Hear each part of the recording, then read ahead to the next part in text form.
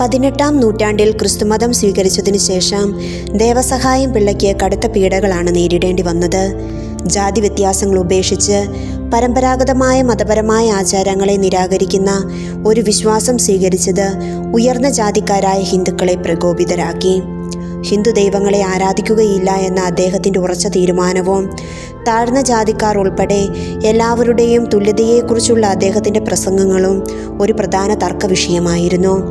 വഞ്ചന, രാജ്യദ്രോഹം, ചാരവൃത്തി എന്നീ വ്യാജ കുറ്റങ്ങൾ ചുമത്തുകയും പീഡനത്തിനും ജയിൽ ശിക്ഷയ്ക്കും അദ്ദേഹത്തെ വിധിച്ചു.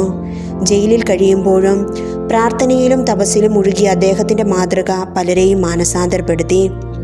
3 വർഷത്തോളം ശാരീരികമായും മാനസികമായും അദ്ദേഹം അനുഭവിച്ച പീഡകൾ അതികഠിനമായിരുന്നു.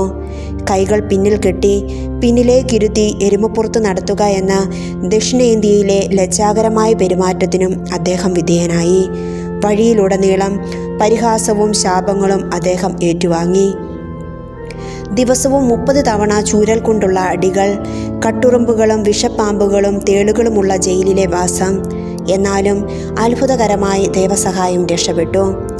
തിരുവിതാംകൂർ രാജാവിൻ്റെ പത്മനാഭപുരം കൊട്ടാരത്തിൽ നിന്ന് വളരെയല്ലാത്ത പുലിയൂർ കുറിച്ചിയിൽ തങ്ങിയപ്പോൾ ദാഹിച്ച ദേവസഹായത്തിന് പട്ടാളക്കാർ ചെളിവെള്ളം കൊടുക്കുകയും അത് കുടിക്കാൻ സാധിക്കാതെ കർത്താവിനോട് പ്രാർത്ഥിച്ചപ്പോൾ പാറയിൽ ഒരു ചെറുദ്വാരത്തിലൂടെ വെള്ളം ഒഴുകുവാൻ അനുവദിച്ചുകൊണ്ട് അദ്ദേഹത്തിൻ്റെ ദാഹം ശമിപ്പിച്ചുമെന്നും ഒരു വിശ്വാസമുണ്ട്.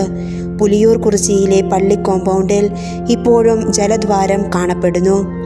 വളരെയധികം വിശ്വാസികളാണ് ആ ജലത്തിൽ നിന്നും അനുഗ്രഹവും രോഗസൗഖ്യവും ഇന്നും പ്രാപിച്ചു കടന്നു പോകുന്നത്.